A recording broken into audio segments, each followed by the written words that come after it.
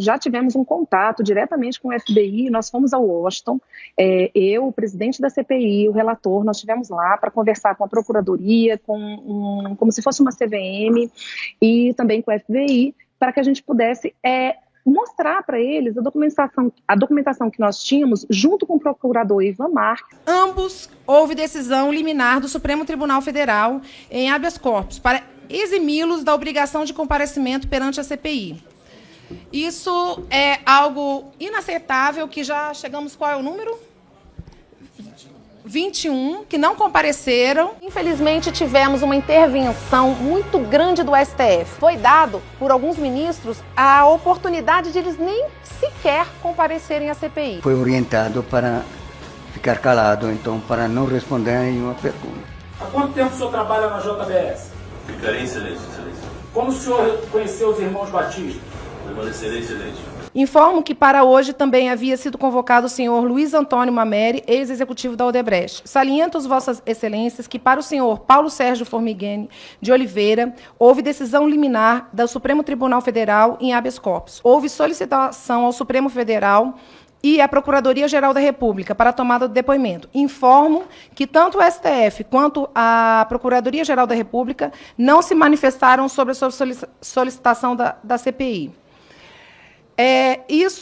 Quero registrar aqui, mais uma vez, o nosso descontentamento em relação a mais 3 habeas corpus que nós estamos chamando essa semana. Todos eles foram concedidos habeas corpus na CCJ, Comissão de Constituição e Justiça. Foi aprovado a nossa PEC, que vai analisar e modificar a Constituição Federal.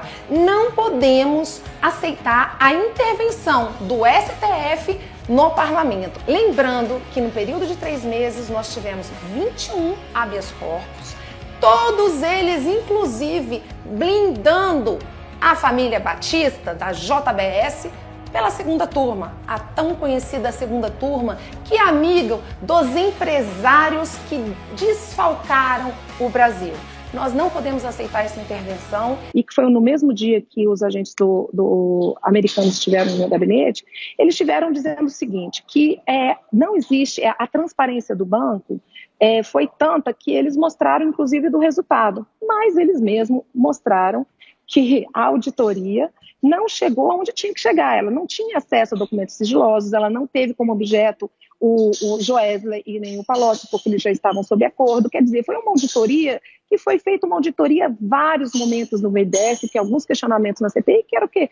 Uma auditoria para inglês ver, literalmente isso. Além do que, deixa-se muito suspeito, além do valor, que eu acho um valor altíssimo, mas nós não estamos falando de 42 bilhões, nós estamos falando de 500 bilhões. O prejuízo, as pessoas ficam presas na auditoria, temos que ver a auditoria, mas nós temos que ver o prejuízo que nós tivemos. Como que servidores tão competentes, pessoas tão qualificadas aceitavam tudo isso? Tinha alguma coisa por trás. E o Antônio Palocci, quando esteve aqui, ele falou, olha, da presidência, que era a diretoria que auxiliava a presidência, para cima tinha sim um esquema, ele deixou isso claro para todos nós. Embaixo as pessoas eram técnicas, e eram mesmo, mas o que eles fizeram? Eles regulamentaram uma bonificação. Então, se foi distribuído para todos os servidores mais de 4 bilhões de bonificação com o nosso dinheiro, o dinheiro de todo trabalhador, porque quanto mais se emprestasse, mais se ganhava.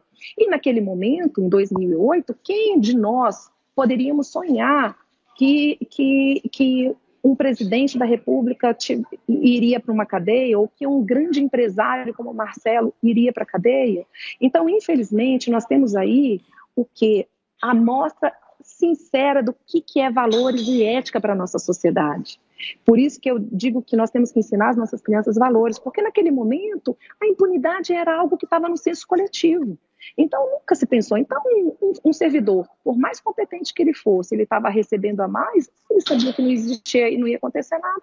E ele liberou vários projetos que ele sabia que tinha risco, ele sabia que a auditoria era uma auditoria para inglês ver, ele sabia de tudo isso, mas ele ganhava para isso regularmente. E esse contato foi estabelecido naquele primeiro momento. Então, a partir desse momento, nós nos comprometemos de estar fazendo um relatório que foi aprovado na CPI, junto com outros votos separados, que a gente fizesse a tradução e iríamos entregar.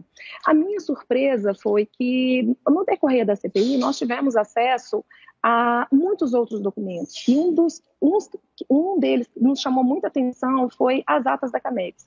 Eu estudei, assim, praticamente todas as atas desde 2003, coisa que estava sob sigilo, e hoje o governo já colocou no mural da transparência, qualquer um tem acesso a essas atas, mas eu fui verificando, porque o que é a CAMEX? Era um conselho dos ministérios ali, para que a gente pudesse, porque era ali que eram decididas as políticas que iriam ser para todos os investimentos internacionais.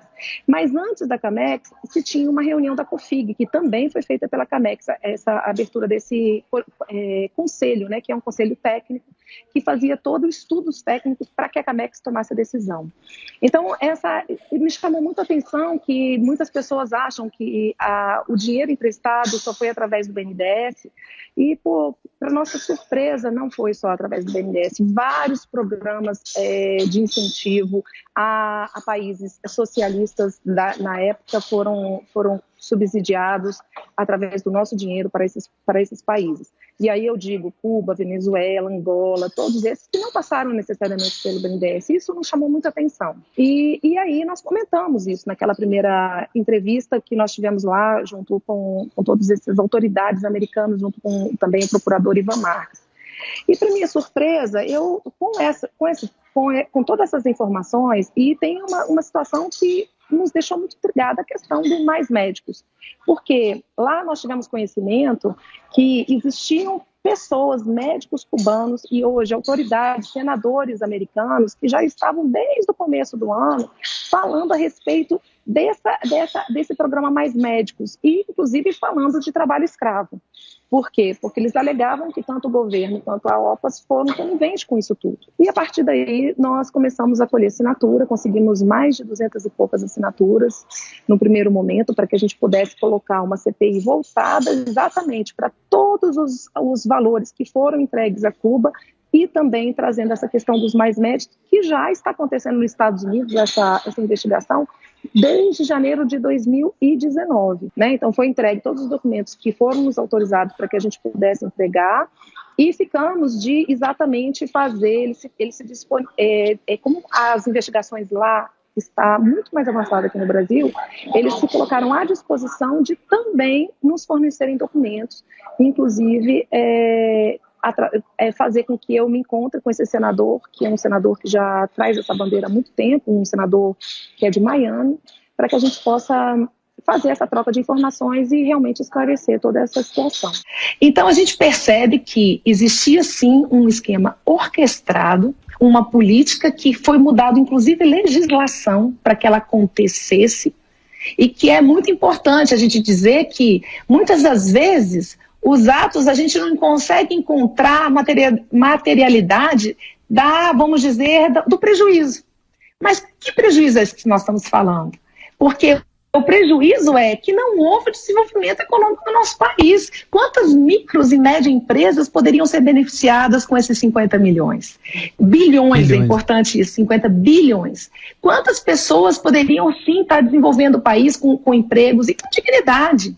Né? Então, é algo assim que eu tive alguns momentos assim até sair mesmo, porque eu vejo a naturalidade que eles falam a situação. Nesse outro dia que eu falei do seu Rubens, ele chegou a falar para a gente que naquele momento a ética é subjetiva e que ele não pensou naquele momento se ele poderia mudar do outro lado do balcão. Eu até tinha falado que eu não ia usar o meu tempo de líder naquele momento. Quando ele começou a falar que a ética era subjetiva e que hoje nós temos um compliance, eu fiquei muito indignada, porque ele estava sendo objeto usado por um grande poder para fazer esse desfalque da nossa nação. E é importante dizer que esse dinheiro emprestado era assegurado por nós mesmos.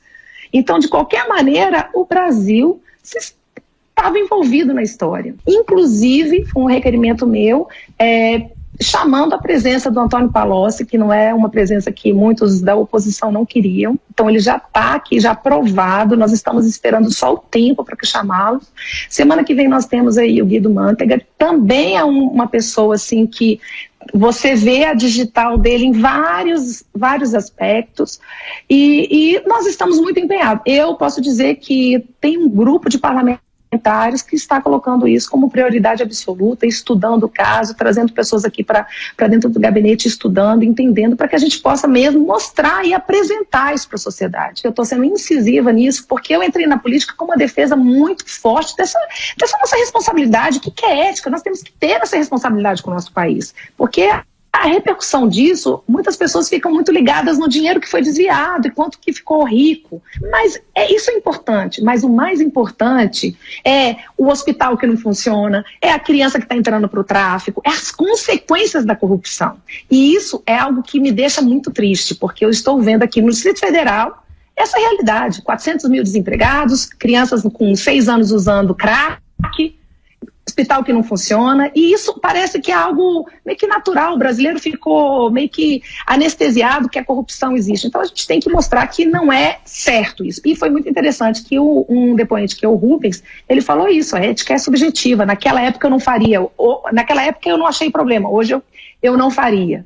Né? Eu até falo para ele assim: olha, você não faria, não é porque a ética mudou, porque a ética ela é a mesma, é porque agora as pessoas estão sendo presas. Oferecimento Cybercomputer. Amarre em mim e dá um nó. Depois que você chegou, zerei.